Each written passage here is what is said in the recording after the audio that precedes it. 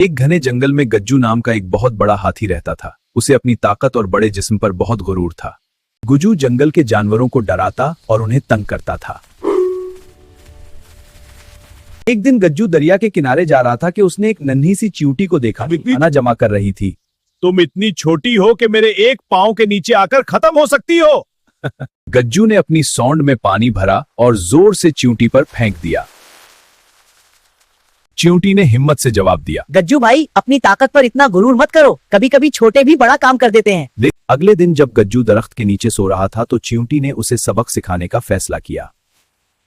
चींटी ने काटना शुरू किया तो गज्जू की आंख खुल गई। उसे बहुत दर्द हो रहा था। मेरी सौंड में कोई है, मुझे बहुत दर्द हो रहा है।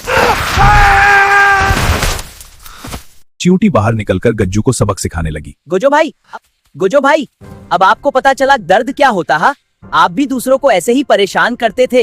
गज्जू को अपनी गलती का एहसास हो जाता है। वो छोटी चींटी से माफी मांगता है। मुझे माफ कर दो, आज के बाद मैं किसी को तंग नहीं करूंगा। बच्चों, इस कहानी से हमें ये सबक मिलता है, किसी को भी इसके जिस्म या ताकत की वजह से छोटा या कमजोर मत समझो। हर किसी की अपनी जगह अहमियत होती है।